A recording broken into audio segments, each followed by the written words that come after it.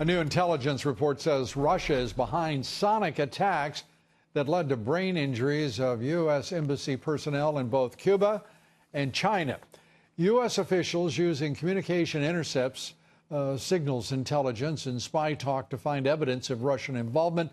They declined to give any more specifics because they're, are you ready for this, the usual claptrap? Because their investigation is ongoing. National security is at risk, et cetera, blah, blah, blah. One question the report doesn't answer: why haven't we gone after Cuba and China for attacking our personnel in those embassies?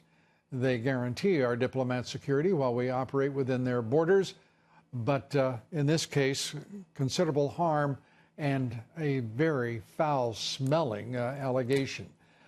Joining me now, Sebastian Gorka, Fox Business national security analyst, former strategist to the president, author of the new book coming out October 9th, Why We Fight, Recovering America's Will to Win, available for pre-order now, and we urge you to do so. Good to have you with us, Seb. Let's start with this preposterous story that the Russians are behind two sonic attacks, one in Beijing, one in Havana, against U.S. embassy personnel. This strains credulity. I'm not sure it does, Lou, because we know that there is open source reporting, unclassified reporting of the Russians doing exactly this in the Crimean theater of operations. So it wasn't targeting human beings, but they used incredibly high levels of microwaves to literally fry Ukrainian UAVs out of the sky. And remember, they've used Cuba as their test bed before. Let's not forget the Cuban Missile Crisis turned that island basically into a giant lily pad for Russian tactical nukes. So somebody did something. It may so stipulated, be just but Dr. Gorka, let's look at the facts. The facts are these: we've had a dozen of our personnel injured, and seriously, some of them very seriously. We have not seen the United States respond. And one of these little silly statements that we think that the Russians are behind it, this is asinine. This isn't intelligence. This is stupidity. And the United States government is supposed to act with a higher degree of, if I may use the word, intelligence than this. How is it that the Russians were able to carry out these attacks in Beijing? First question. Second question, why hasn't there been a response by the United States government in retaliation? Because this is not the way forward for a rational superpower to behave. Well, to the first part, how is it possible that it occurred in these countries? We know when it comes to... How is it that Russia could carry out this attack in Beijing specifically? Well, with the acquiescence... Why would we only be guessing at this? And secondly, why would we not have our own defenses against such an attack? Well, number one, this is a brand new form of technology. So using either sound waves or microwaves against human targets to create a physiological damage, that's a new kind of irregular warfare.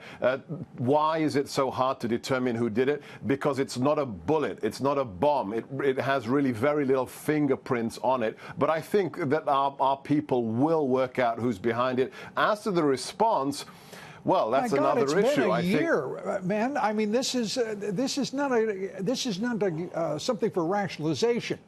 We have an intelligence community that couldn't even stop meddling in our elections in 2016. Now we find out they don't have a clue about how to determine who is carrying out these microwave attacks, if indeed that's what it was. That's a high level of supposition, it seems to me, still. And there are other explanations as well, and other parties that could very well be the actors here. I'm just getting a little tired of an intelligence community, frankly, Dr. Gorka, that doesn't seem to have intelligence, and you know, when they carry that on their shoulders as a trade style, I'd like to see them do a little better, wouldn't you? I would, but there's a big problem with that, Lou. a guy called John Brennan ran the CIA, and he turned it into his little fiefdom. He created new centers in which analysts became quasi-operatives. He almost destroyed the culture of the CIA single-handedly as some kind of revenge for failing at the farm. He failed out of the school at the CIA to become a case officer. So, Lou, damage has been done, and it's not going to be fixed overnight. We can't be in the business of rationalizing failure 2 years into this administration. It is time now for somebody to take charge of the dadgum agencies. And by the way, we're talking about the DNI, the head of the CIA. This is all great sport. It's politics. It's nonsense. This is a president who pledged smart government, and we've got really dumb government working in our intelligence community right now if this is the best they can proffer. And I'm sure you agree.